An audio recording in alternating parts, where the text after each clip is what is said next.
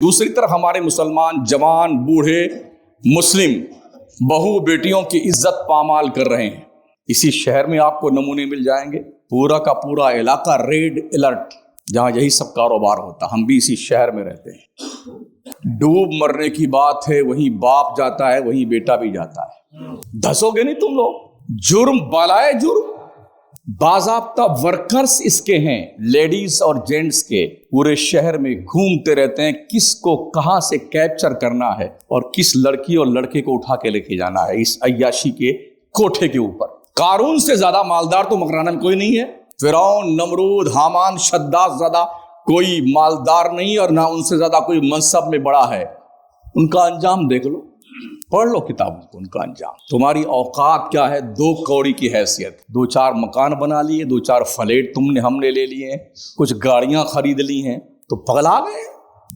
जितने पैसे हमारी कौम के मालदार लोग बेहयाई, बेशर्मी, शादी के पटाखे उगड़म बगड़म पे खर्च करते हैं ना, इसमें हजारों मुस्लिम गरीब बच्चियों की शादियां हो सकती हैं। करे कौन?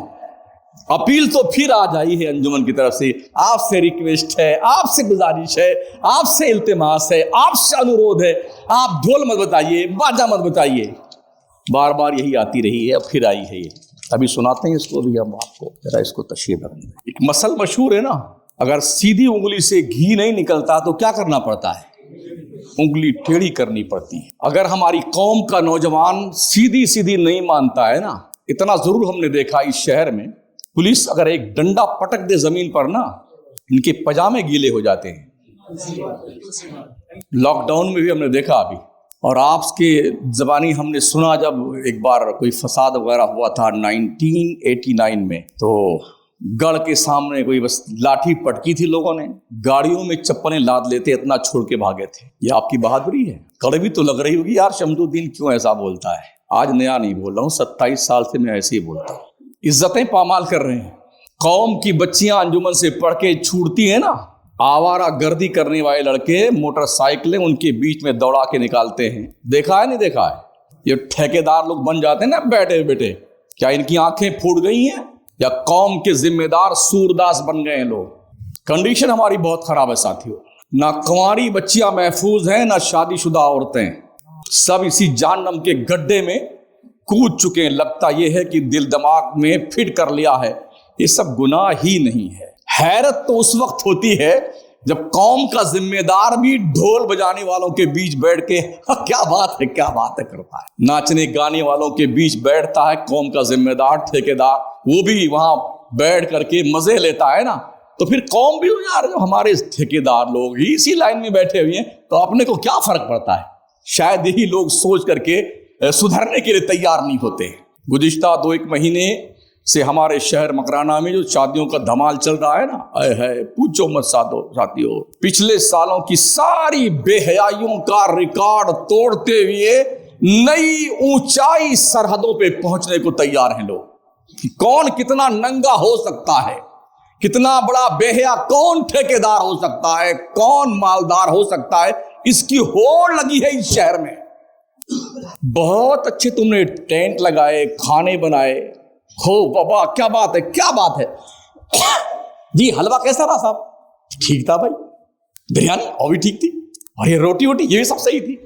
इतने ही काम के लिए तुमने लाखों करोड़ों रुपए बर्बाद किए, वो भी 100 के 100% वाह नहीं करेंगे आपकी। तो खबीस कहीं का मालदार का वो धौंस दिखाता कि मैं मालदार हूं, ऐसे भी कहने वाले मिलेंगे उसी पार्टी में। ये शैतान अपने माल का रोब दिखाता है इतना इंतजाम करके, ऐसे भी लोग मिलेंगे। खा करके भी बुराई करने वाले मिलेंगे। तो फिर इस काम के लिए आखिर हमारी कौम का मालदार इतना क्यों पगलाता है यार?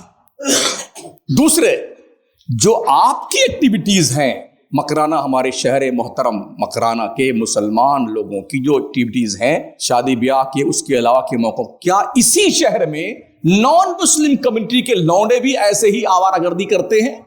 बताइए।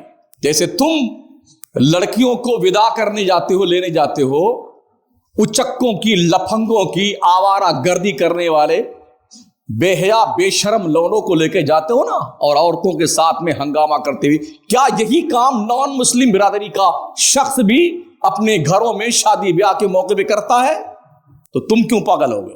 पहले हम कभी सुना करते थे मकराना की सारी 100% माइंस मुसलमानों की, आज 50% आप हैं, और जो 50% माइंस आपकी है उस पर भी कब्जा उन्हीं का है, महोदय जी का। समझ रहे हैं? जैसा बंगला उनका खेत खलियान में है, तुम्हारा घर नहीं वैसा है। तुम्हारे यहां मजदूरी करके वो बंगला बना लेते हैं। कई कई गाड़ियां खड़ी हैं लोगों के दरवाजों पर, फॉर्चूनर। समझ रहे हैं? तुम्हें किस चीज का जोम है यार? किस चीज का? मुझे बताओ तो सही, क्या है तुम्हारे पास? गैर कौम के लोगों ने जो इतने मालदार हो चुके हैं, वो तुम्हारी एक एक नहीं दसियों माइन से ऐसे खड़े खड़े खरीद सकते हैं, इसी शहर के नॉन मुस्लिम कमेटी के लोग। गलत कह रहा हूं? तो फिर आपको होश क्यों नहीं आता यार? आपकी आंखें क्यों नहीं खुलती? ये रोजगार का जो सिस्टम है घड़ाई का, ये भी उन्हीं के दरवाजे से तो आता है। अगर उनकी सोच में ये बात बैठ गई, मुझे करवाना नहीं है सब काम इनसे, फिर कहां जाओगे मियाँ जी? कहां जाओगे? शुक्र मनाओ, रोजी अल्लाह देता है। समझ रहे हो? और वो क्यों देता है वो उसके कर्म की बात है। किसको कैसे आजमाता है? रोजी दे करके, और किसी को रोजी लेके आजमाता है। समझ रहे हैं?